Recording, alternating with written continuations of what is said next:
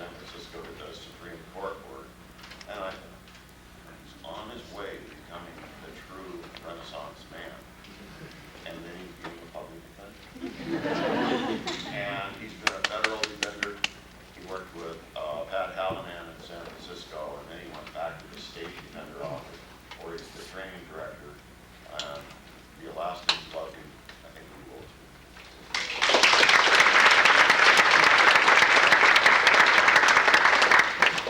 I got sort of hooked in a hurry.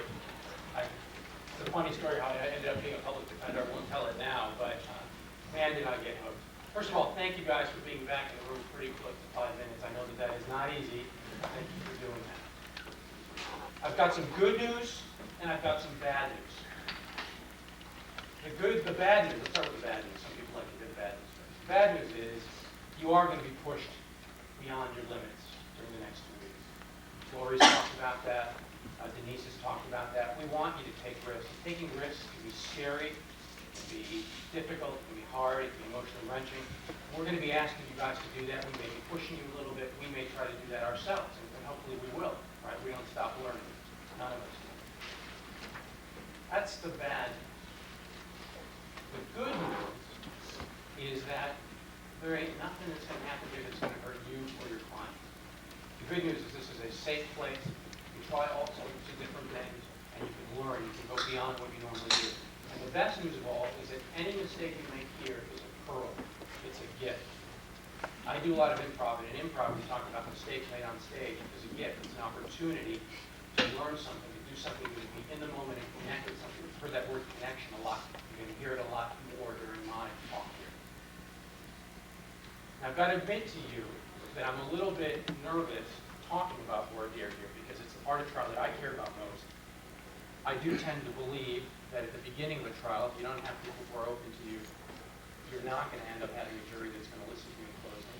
So I feel that this is very important. In a way, I feel like what I impart to you or don't impart to you may affect the way you do your work, and vice versa, of course. And so I'm a little bit nervous, and of course I see all the great, wise people in the back, the gray hairs and the not so gray hairs, who are my friends and one of my colleagues, and I care what they think about me too.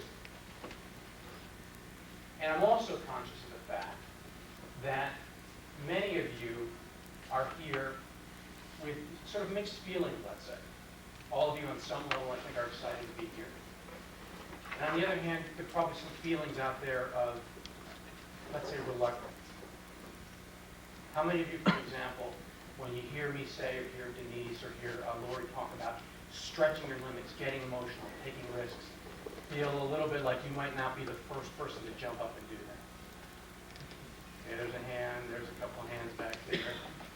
Anybody over here feel that way? I saw you smile right there. Is that a smile kind of a yes, or are you just smiling? Okay. It's a feeling I think that we all have. Did I see you smiling over there too? A little bit? And when you have that feeling that makes you smile and kind of lift your hand a little bit, what are you thinking? What's that? Okay, I'll come back to you in a second. No, that's fine, that's good. I want you to talk. You hope you don't get called up. Okay, how many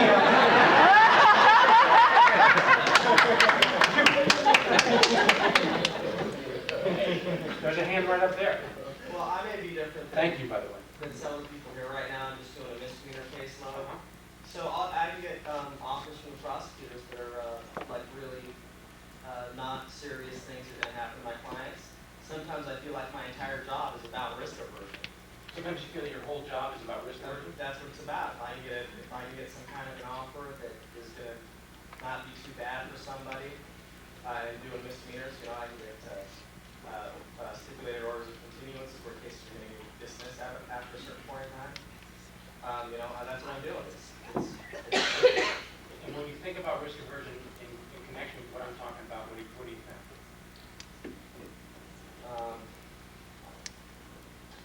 How does it affect when I'm asking you to maybe take a risk? Well, I mean, it's kind of hard to go from that, which I think is a valid part of what I do, to get in a mindset where you're going to take a big risk, and because it's basically, it's just the opposite of risk it. Sure. So it's hard for you to take what you do in your everyday experience and then think about doing something so different here. Thank you. Anybody else feel that way?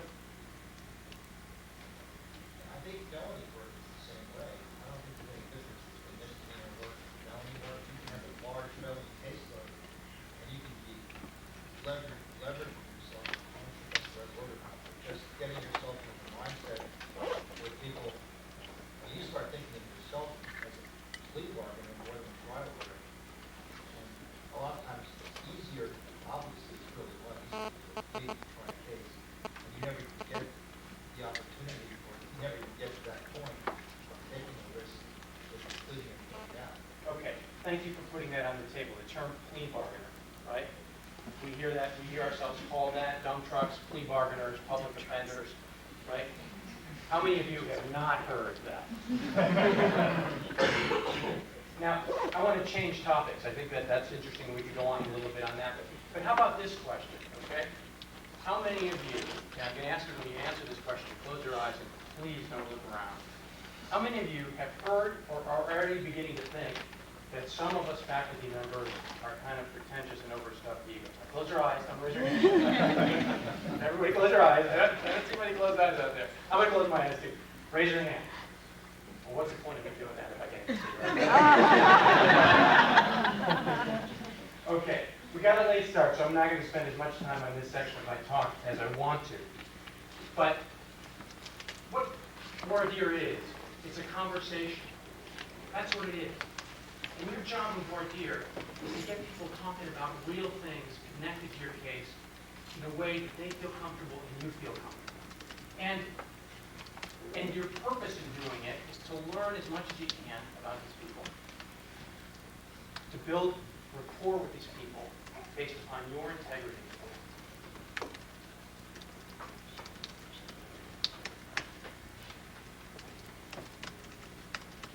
And you want to do it in a way that furthers your story, or to put it differently, furthers your theory and your theme.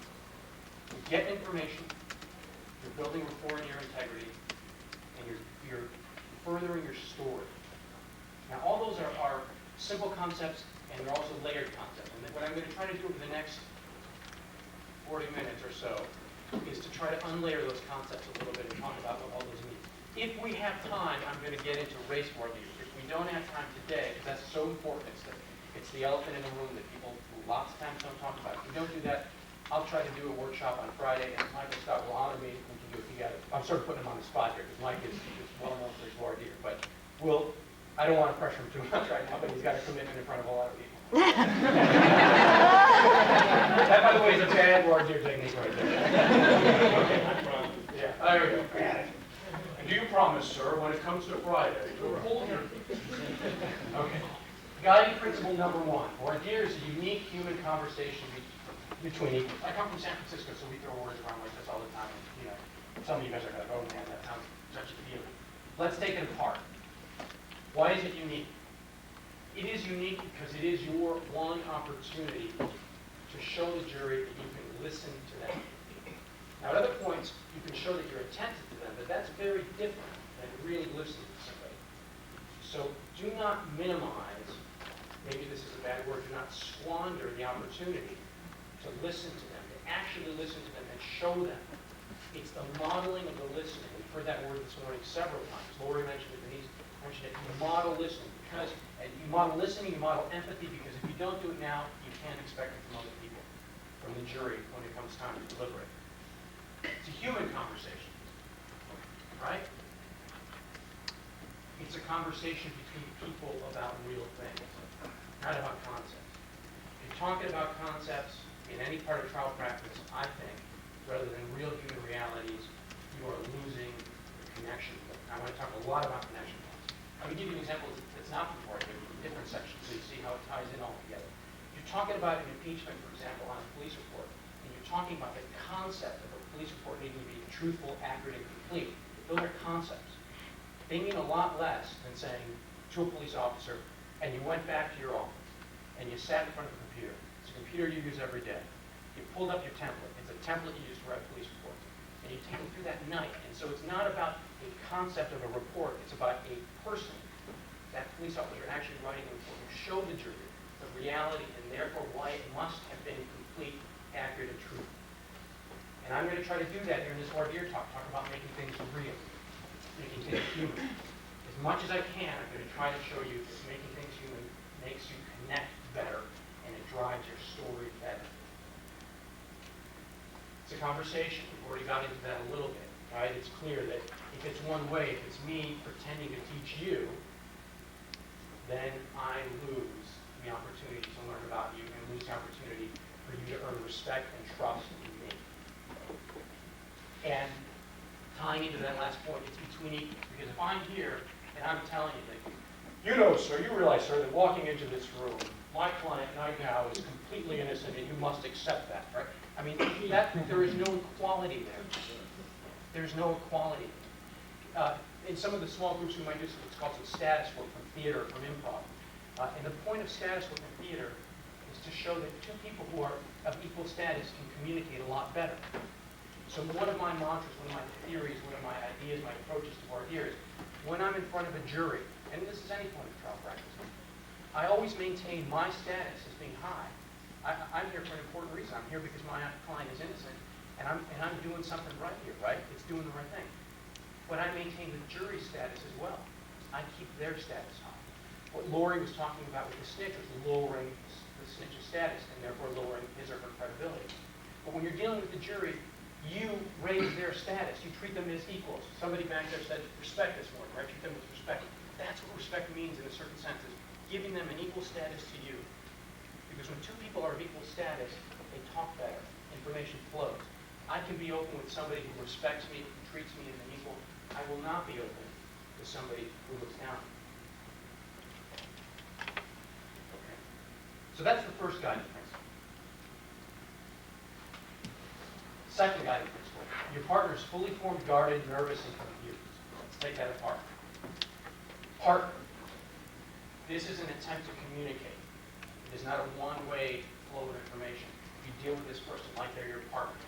And we'll have some analogies during this talk about how you might talk to somebody who actually is your partner. Your law partner, somebody on your soccer team, your spouse, or your lover, or whoever. And you'll see that some of those concepts from those interactions apply here. Fully formed. Whether a potential juror is 18, 26, 32, 64, or whatever, they come into that jury room as human beings with ideas, experiences, attitudes, values, beliefs. Don't make the mistake of thinking that they are malleable in your hands. That's disrespectful. It's not treating them with equal status. Remember that they are fully formed human beings and respect them. And that's going to tie in closely with how little emphasis I put on education in voir dire, because I don't believe you can truly change people in a short period of time, even with many years of therapy. And how they got to that. But other people disagree with me about that. Other people want to persuade a lot more in jury selection. So I'm not pretending that that's the gospel truth. Guarded. Why are they guarded? For the reasons that Denise showed you on that videotape we talked about afterward. They come in, they don't know who to trust, they are not explained very much. The rules that they are given put them off. So it's very key, as Denise pointed out, to remember what the jury, what each juror, potential juror, is thinking and feeling. You want them to be open? Realize that you've got to earn that openness. They are guarded people, and for a good reason. Nervous is pretty close to the same thing as guarded, but it's a little bit different in the sense that you could have somebody who's not that nervous and then be sort of calm and yet not want to open up. There are people who are just plain nervous about public speaking, about sharing an experience. When they learn that this is a case about drugs, they may have something in their background that makes it hard for them to share. Remember that. If you're not remembering these things, you're going to miss some of the nonverbal cues, especially that they're giving you, and even some of the verbal cues.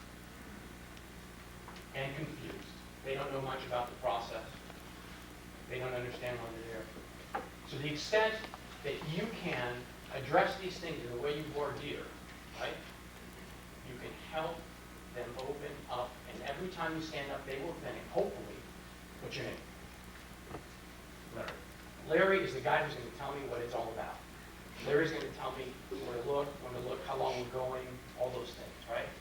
You're going to ask them to do something. I want you to take a 5-minute bathroom break. Here's why it's important, right? I try to do that in the way I talk with you folks, because I think that it's important to let people know why something is happening and what's going to happen and when, right? That is a key, I think, concept of remembering how to talk to the jury, is if they don't really understand the process, even if you think that you can explain some of it to them, the more you explain it, the better they will trust you, the more they will trust you. Third guiding principle. This is what you're trying to do. You're trying to liberate, facilitate, empower, build rapport, and establish integrity. Liberate what? Liberate people's openness about feelings, about experiences. And we'll talk about the difference between experiences and attitudes in a minute. Facilitate. You're making it easier. Two people have an opinion, maybe want them to bounce off each other. You're trying to facilitate a discussion, keep it flowing, keep it open. Empower. The more that you make each potential juror feel like they have a valid point of view, that their feeling or their experience or what they bring to the table is valid, the stronger that juror will be in the jury deliberation with you people. You don't want to train people in voir dire that their opinions and their points of view don't matter, because then they may not be able to stick up for you in the jury room. Make them understand that they matter now so that they believe it by the time they deliberate. Rapport. We talk a lot about rapport, Denise especially, about the importance of connecting with people, of giving people a chance to feel like, okay, I can connect with this person, I can understand he's not different than me, she's not different than me, he or she is one of us. And establish integrity. The things you want to do here during voir dire should make that jury believe that you are an honest, genuine is the word I think that Denise used or someone used during Denise's lecture. Genuine, honest, person of integrity, so that your character can actually be the most effective means of your persuasion. Because at the end of the day, we're trying to persuade. Now, I want to be a little careful about rapport and establishing integrity, because I'm willing to bet there's hardly anybody in this room, except for those of you who haven't had trials yet, who haven't heard at the end of a trial, you talk to the jurors afterward, they say, God, you were so good, right? Let me have your card if I ever get in trouble. This is after returning 46 counts of indictment with all guilty. Right? So rapport and integrity, setting rapport really, really, really does matter. Of course it does. But it's not everything. And so lots of what you're going to be doing tomorrow is going to be about establishing rapport. But I want you to remember, when you take all this back, there are going to be some other lessons from today that really matter. It's not just about making those jurors talk to you, establishing that rapport so they feel open with you. It's about learning certain things about them and driving your story. And we're going to get to that right now.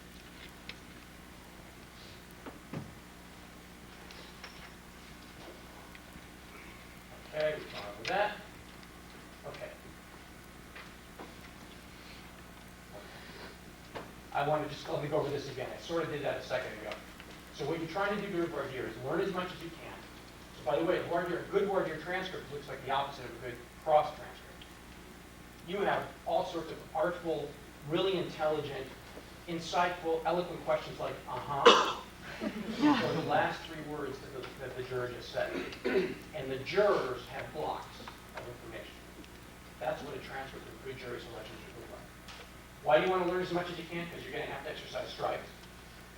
And because later, you want to communicate with these people in the way you present your witnesses, in opening, the way you present your witnesses, the way you cross, the way you do your closing. So as you're learning about them, you might even be adapting some of the things that you thought you were going to walk into trial. If you have your closing written 2 weeks before trial, wait, because that means you're thinking. You got your themes and theories ready. But you might learn something in voir dire that drives or shifts or transforms subtly the way you're going to communicate during trial. And be open to that. You might learn things about jurors that help you, tweak is not the right word, adjust, sensitize the way you're doing your themes and theories. Some people call this third one education. And we'll get into that. Again, I think that it's hard. I don't really think it's that easy to change people's minds during voir dire. But lots of people disagree with me on that. So what I think of it as foreshadowing. Sensitizing the jury to your themes and theories so that when they receive the information, when they hear the witness, or they see the document, they understand how it fits into your story. That's the way I think of the education function. It's more like foreshadowing, sensitizing, making them alert to certain things. Or taking the sting out. Sometimes that's the negative part. If your client's got 3 prior convictions, You know the person's going to testify, these are going to come in. You may foreshadow negative, you may foreshadow this negative back to make it less weightful or impactful during the trial. And of course, we talked about establishing rapport and building integrity. Didn't we talk about establishing rapport and building integrity, everybody? I listen. Yeah. Daryl wanted me to talk about something like that, so. I did talk about it, right, guys? Yes.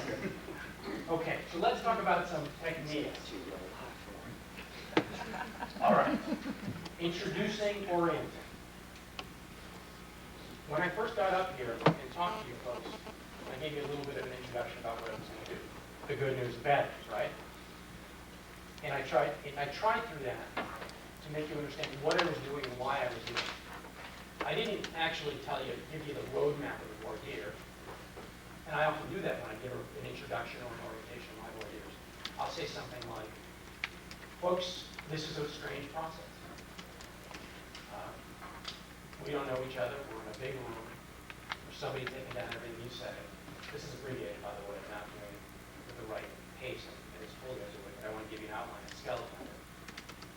And you're going to be asked all sorts of questions. Some of them are going to be very personal about things that you really care about. And you might be asked or even ordered to answer them. That's a bizarre process. That's the bad news. The good news is there's no right or wrong answer. The good news is all we're looking for is people to be open, a little bit open about their feelings. Because at the end of the day, when we go back into that jury room, you go back into that jury room, and by the way, everybody's got feelings. Some feelings are strong, some are not so strong. But when you go back to that jury room, we all want to be sure that you are deliberating, you're looking at the case based upon the facts of the case, not upon feelings that you had even before the case started. Okay? So I'm going to ask you about feelings. I'm going to ask you about 3 different kinds of feelings. That might be how I begin my voir dire. So I let them know what I'm doing and why I'm doing it. Let them know the 3 areas I'm going into. People feel a little bit more comfortable. Feel they understand. I might explain a little bit more what the process is like. Depends on the particular context, how much the judge has explained, how well the prosecutor has done. But be conscious, this goes back to that principle, that these jurors are guarded, nervous, and confused. So you take them away from that. You give them that good feeling that when Sabelli stands up, he's going to take away some of that confusion, some of that nervousness. Right? And if you can do that, you're earning their trust. You're building rapport. Okay. So you do an introduction to something like that. Self-disclose. You've seen examples of that all morning. Right? Laura did a bunch of them. I've done some of them. Denise did some of them. If you treat somebody like an equal and you want them to open up, to disclose about themselves, you disclose as well. Practice that one. One good reason that you should practice that one here is that it actually makes you a lot less nervous.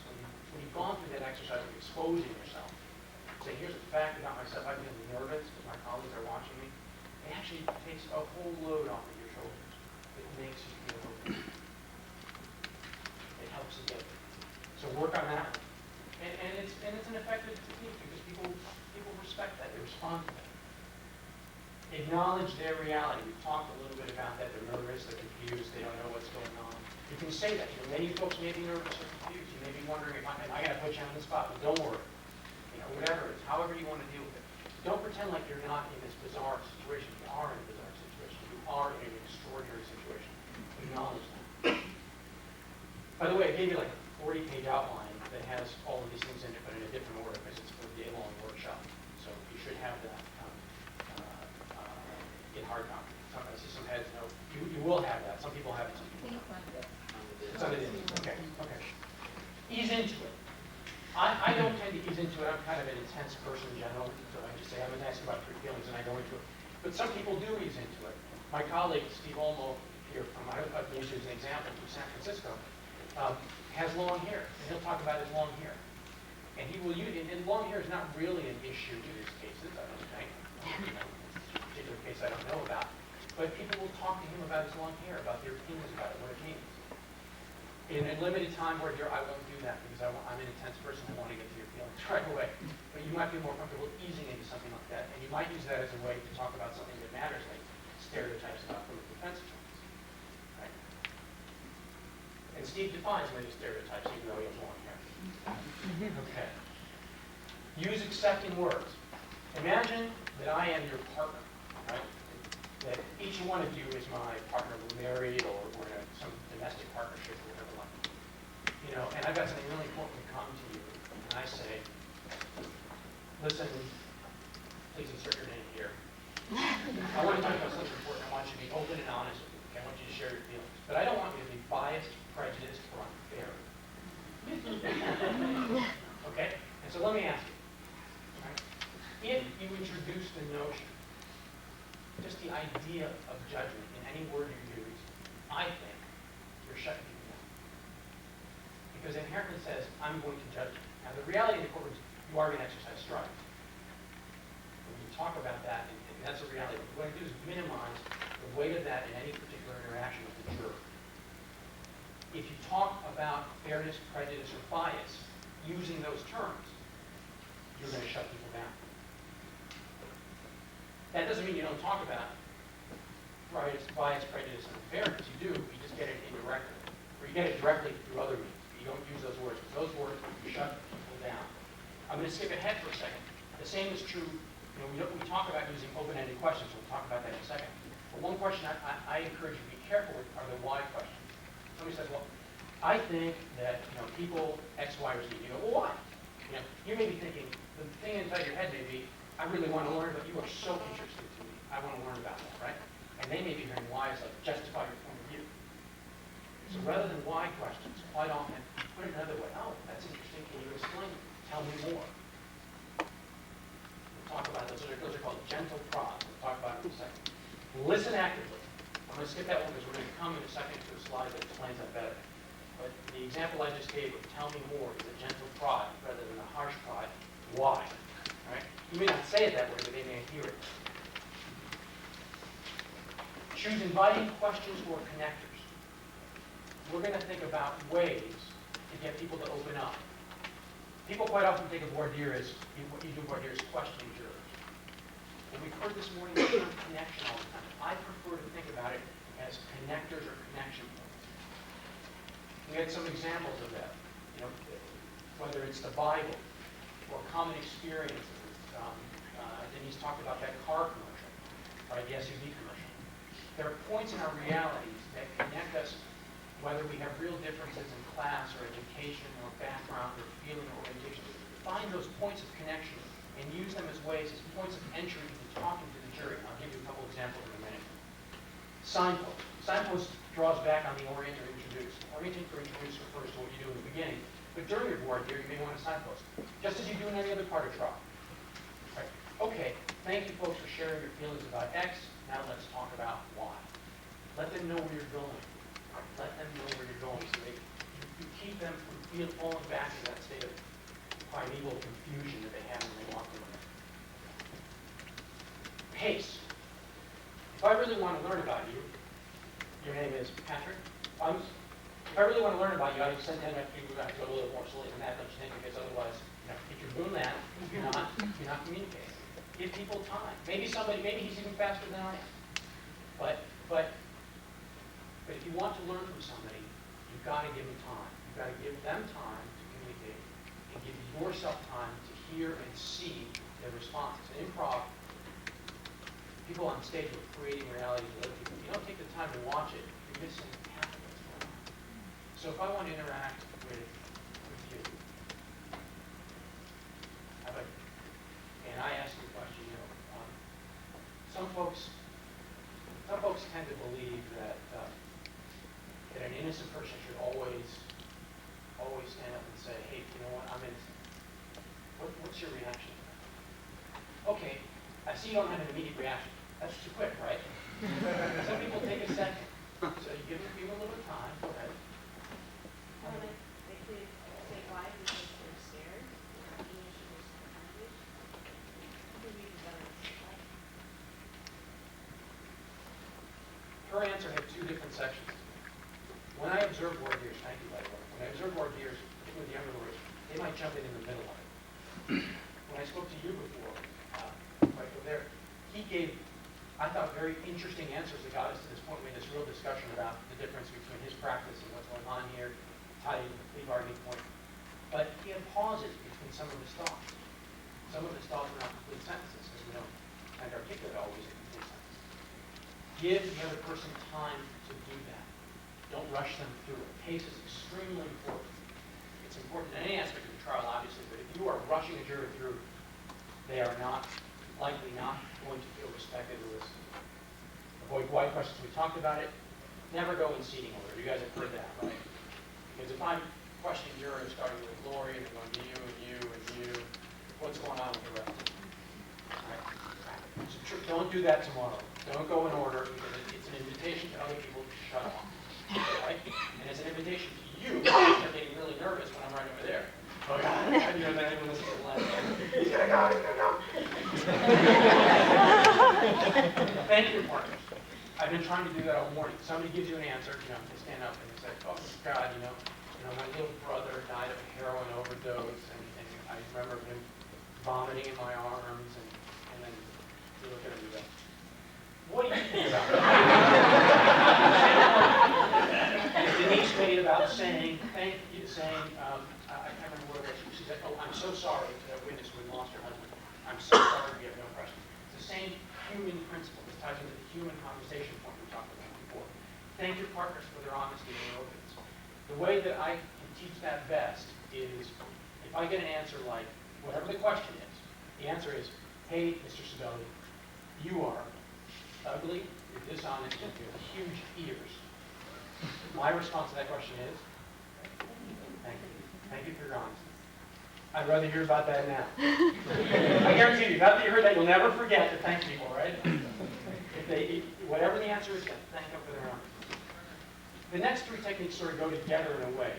I like that second one. How that's supposed to get you guys thinking. Spread your answers, juice reveal, create a dialogue. That has to do with the way you allow interactions to occur within a jury pool that's starting to interact. Spread your answers. You get a good answer? Well, what do you think about that? Anyone else agree? Spread that answer. You can do that particularly when you want to educate, or as I say, foreshadow. Someone said, well, an innocent person might not testify because they might be really, really nervous because their whole life might be on the line, and even if they're innocent, they may not want to take the stand. You may want to spread that answer. Now, I don't, because I do deselection, and I'm going to get into that. But let's say you think that's a great answer. You may want to spread it so that you get lots of people, yeah, because some people feel that that's going to communicate to the jury, that's going to permeate the jury and help people close it. So you can spread an answer, whether it's a good answer that you're going to use to educate, or a negative answer that you're going to use to deselect. Talk about deselection, don't worry. You can spread it. Juice of reveal. Let's say somebody's been revealed, and somebody says, you know what? I think all police officers lie. In fact, I have concrete empirical evidence of a secret DOJ study that proves it. Now, you know that person's gone. Right? They're revealed. Right? They've been revealed as a pro-defense juror. You can juice that person. Use them for the next minute. Oh, really? How official is that study? Oh, very official. Juice that reveal. Once you know somebody's gone and you may not be able to protect or rehabilitate that person, so you can juice that person. Juice them now. In other words, it's tainting the jury pool the other way around. We often hear the, heroin dealers are ruining my neighborhood, or meth is ruining my neighborhood stuff. That we feel that taints us. I'm talking about actively tainting the jury pool the other way around. Okay, and create a dialogue. You can get two people who disagree to communicate with each other. This is important because it can liberate a lot of feelings, because now there's a whole spectrum of permissible feelings in the courtroom. Everybody else feels like, hey, I can talk. Right? We're talking about liberating, facilitating openness. Now you got a spectrum. Every opinion between this opinion and this opinion in the spectrum is safe, because you have extreme points of view over it. Create that dialogue. So it not only liberates, it also empowers. Because when people have a dialogue and they start participating and they start feeling like they can express their point of view, they may be better, more empowered jurors back in the jury room. Get promises. I do a little bit less of that. I try to do it with Stout. You wouldn't even give me a facial expression. But a lot of people will do that, particularly with things like Fifth Amendment right not to testify or reasonable doubt. There's a lawyer in my office that will ask every single juror whether or not they can live up to the reasonable doubt standard.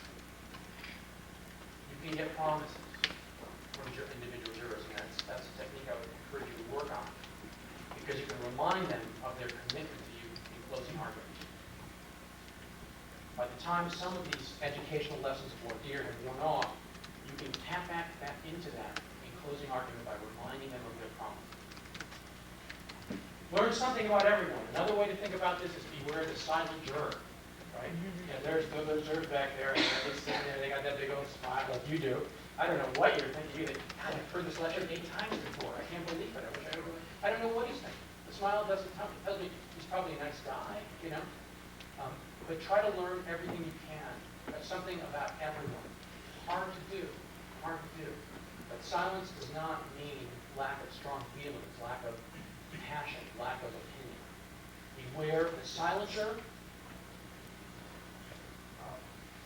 Just to take that last point. Yeah. When you're picking a jury, do you make it an absolute thing as far as? Joel, stating talk it? loud. Sorry? Can't hear you. You can't hear me? No, talk loud. Okay. When you're picking a jury, is that okay? Yeah, that's it. All right. If you're picking a jury, you say to yourself, I'm not walking out of this room until I hear something from every single member of that jury, always? Or are there some times when you just say to yourself, when you're sitting there looking at your pad, oh shit, I forgot to talk to the one over there in the corner? I say that to myself, and I always fail. I never get to everybody. But I try. I try as hard as I can. And sometimes I'm just going off an instinct. I got to talk to that person. I'm going to let that not have an interaction with that person. Because I think they might be struck, or for some reason, I can't get to that person. You're always balancing time with depth. And you're going to have to make those calls. There's no science to it. There's no exact answer to it. It's a great question. Thank you. And this is Good, we can all go home now. And this is really the key to the whole thing we're talking about. When we talk about story-driven voir dire, you go beyond experience and attitude. What the hell do I mean by that? And let's talk about that because we don't have that much time left. Okay, listen actively. You're going to work on that. I'm just going to go over this real quick. Maybe we'll come back to the experience focus. That's really what I want to get into next. Listen actively. It means using general prod. Repeating the last 3 words somebody said. Tell me more. Go on. Please. That's interesting. Those are gentle prods to keep somebody going. Use open-ended questions. How do you feel about that? What do you think about that? As opposed to, can you be fair? Can you live up to, can you keep in mind? Those are yes or no questions that give you very limited information because most people will agree and agree with what you're saying. Let people take their time. If you argue or cut off a juror, you're sending a message to every other juror, right? And these are the materials, by the way.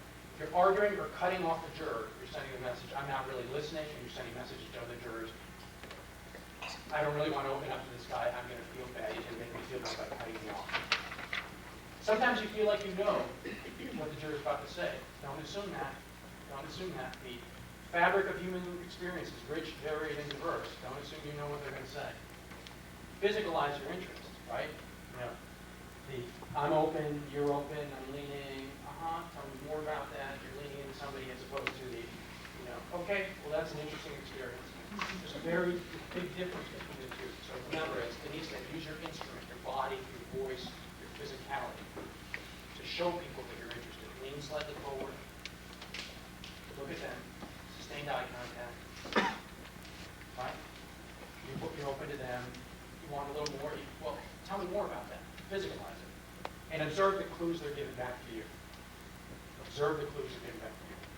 And by the way, those physical things are also going to be important when you do challenges because you're going to have to pick up on those physicality, those aspects of physicality, so that you can decide when you do a cause challenge, for example, and maybe even use them in your cause challenge.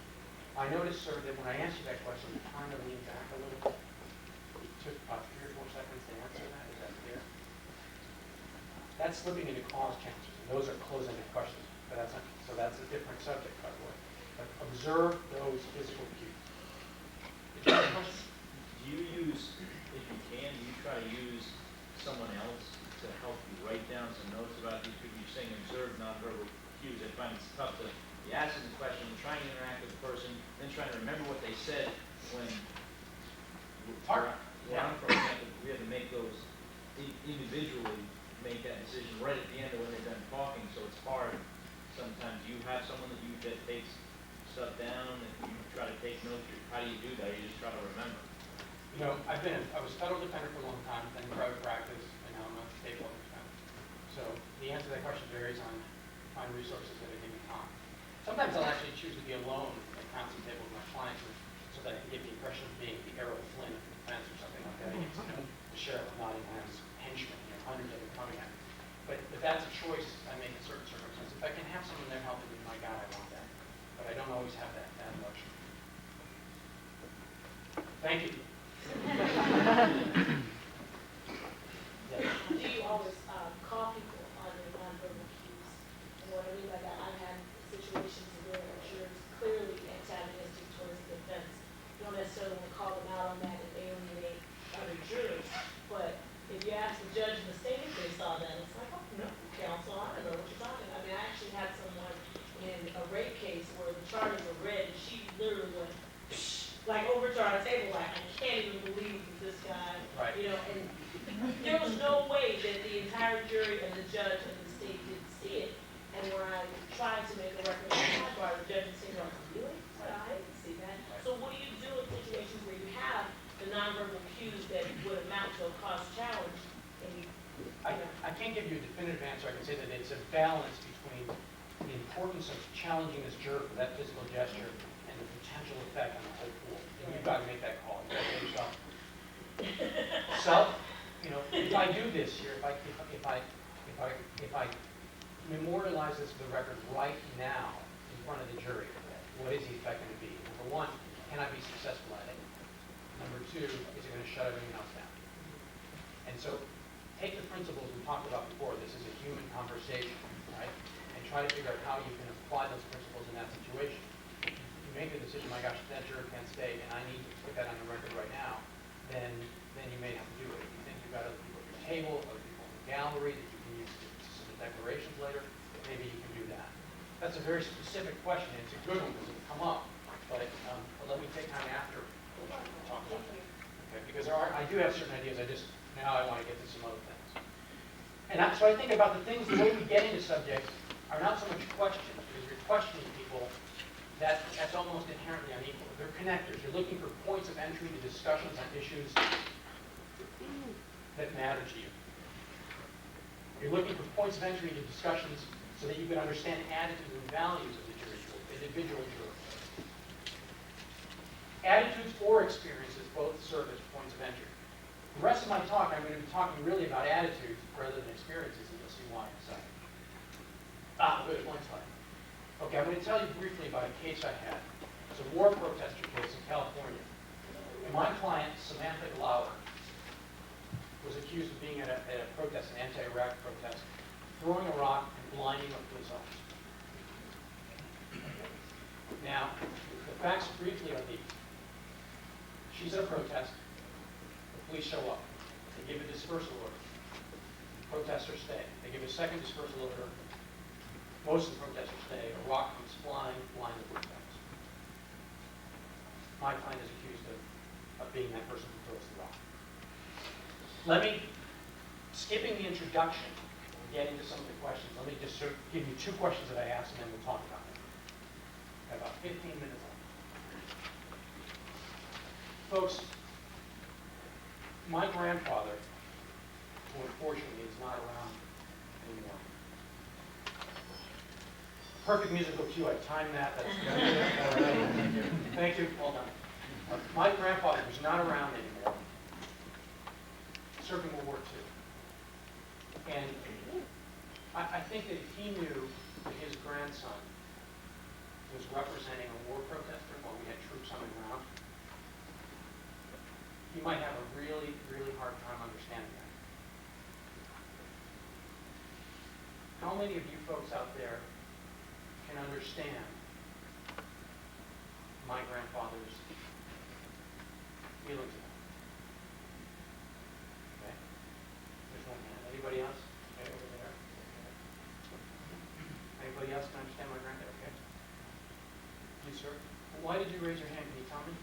What is it about my grandfather's feelings that you might look into? Well, I can't relate to the experience, but I think that there's probably both sides to, everybody's perception and experience. So, sure, I can understand him having strong feelings.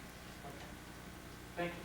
And I'm thinking in my mind, she's answered, but I'm really not into what she really thinks, whether she's anti-war protest or pro-war. I don't, so I'm probably not going to go too much further into this. She's more of an understanding person than having strong feelings on the subject. Thank you. You, sir. Well, he's fighting over there to protect us, and it seems like she's doing the opposite. So, I mean, on one level, she's against the very thing he's there for, and so obviously he's going to be upset about that. Okay, I'm sorry. I think I heard you say the last phrase again. Thank you. He's over there protecting Americans, and it seems to him, perhaps, that she's doing the very opposite. And so, therefore, I could see why he'd be upset about that. And how do you feel about that? I mean, does that resonate with how you feel? Or? Well, I think everybody should tell their opinion. It's not how I view it, but I totally understand that point of view, and I can't say it's right or wrong. Interesting answer, right? Good point to tap into in terms of deselection. The reason I'm asking these questions negative is I'm trying to figure out who can listen to me or who already has a bias against my client. Right? That's going to be the heart of deselection. Thank you, by the way. Okay, so let me give you the second question. Really, obviously, in a real selection, we go a lot longer than that. Right? Here's a second question. In fact, I'll set two more questions. Well, let me just ask this. I see a lot of young faces out here. Some of you, even the young ones, I'm sure, all of you have probably heard of Muhammad Ali. Right?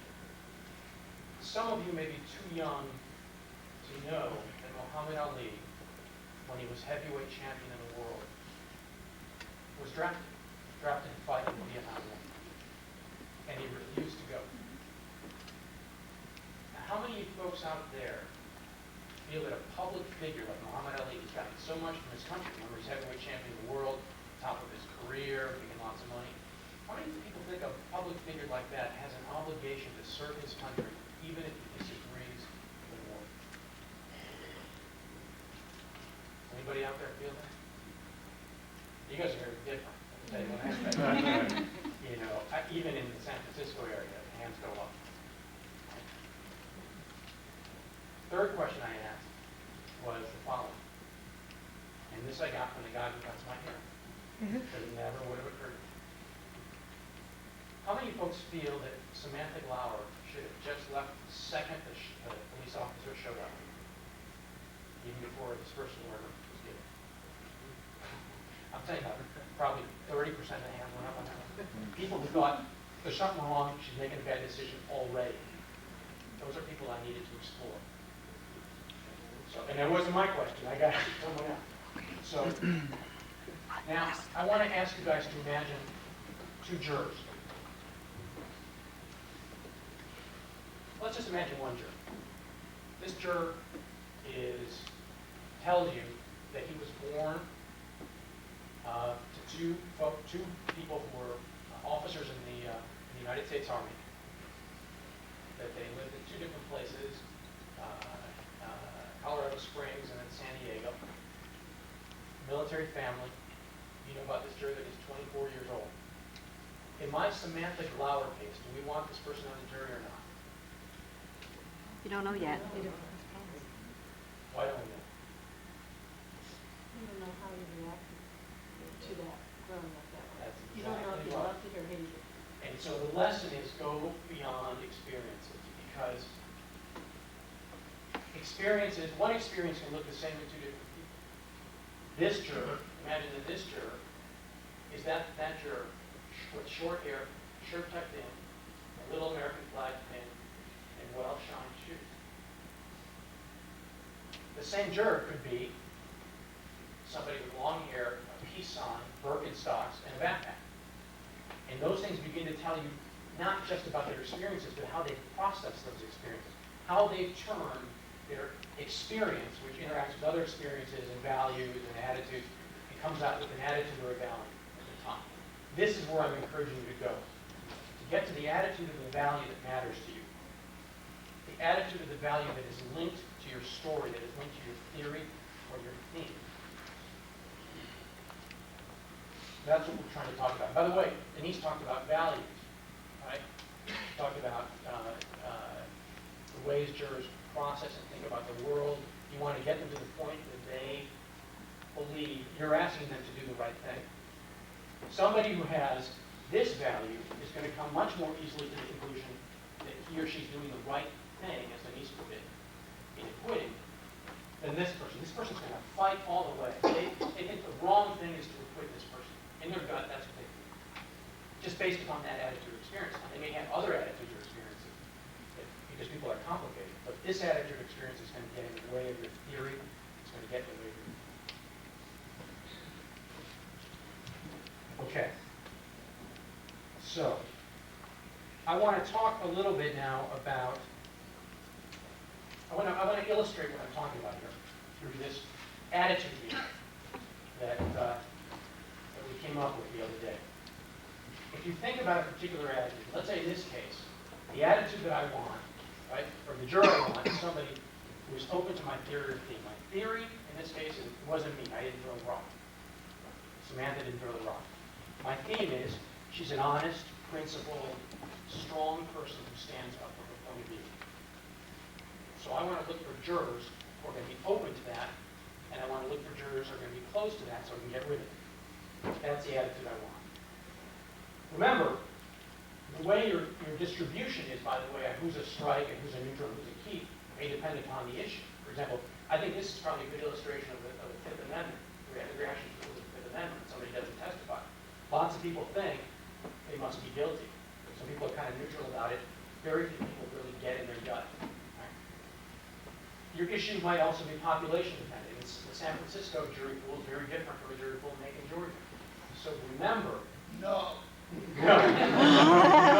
Is that Hugo? Yeah. Where it's exactly the same. Yeah. Remember that. This is important right now. The San Francisco jury pool is exactly the same as the Macon jury pool. So the way you ask your question, if you want to generate a discussion, really influences how many people are going to react. Right? So when I asked the question about my grandfather, I actually said can understand. I made an adjustment consciously. But the way I asked it in trial was might understand my grandfather's point of view. Why? Because I'm lowering it. I'm making it easier for people. They don't have to have a really strong feeling to answer that question. When I said how many folks can understand, or the way I did in trial, might understand my grandfather's feelings, I made it easy for lots of people to react, to say, I might understand. And then through my subsequent questioning, I raised it to get to the point where I got with you, which is not only that he understands, but not only that he understands my grandfather, but he personally agrees. And if I had more time, I would have assessed the strength of his personal agreement. Because that tells me a lot about him, and it tells me a lot about how I should use my parameters. So if you're deselecting, and if you're trying to identify jurors you don't want so that you can get rid of them, you're asking questions to get you to the green. I put green as sort of a paradoxical color up top there. Green means go ahead, ask more questions in that area. It's counterintuitive to a lot of people. Here, we want jurors who strongly disagree with that, but I put red here because I don't ask these questions. I don't want to put a bullseye in the back of my jurors. Now remember, a lot of people disagree. A lot of people are going to disagree with me about that. But understand, you have a choice there. When you get to that point, as I did with you over there about his attitude, let's say he's identified with the attitude of my grandfather, right? You want to assess how strong it is. How do you do that? First of all, you're trying to figure out, does this person really believe it, or is it just kind of a misconception? That's more important in areas of law. Somebody might really not understand that you have a right not to testify, and they might let go of that once the judge explains it to them. That's, I think, a rare example, but somebody just might have a misconception. But once you get into somebody's real attitude, you scale. You might ask them, on a scale of 1 to 10, how strongly do you feel about that? Ask them to put themselves on the scale. If they say, I'm an 8, or I'm a 5, or I'm a 10, it tells you something about how strongly they have that. I don't tend to ask those questions because I think people have a difficult time coordinating their scale with yours. You can compare them to others. Somebody gave a point of view. You, sir, you said that you might understand or you agree with my grandfather. Did you say you believe more strongly or less strongly than your grandma or whatever? You can compare to other jurors in the room. And you can detect, and this is important, by changes in behavior. If you've gotten into an attitude, let's take an example. Somebody who's been the victim of a crime.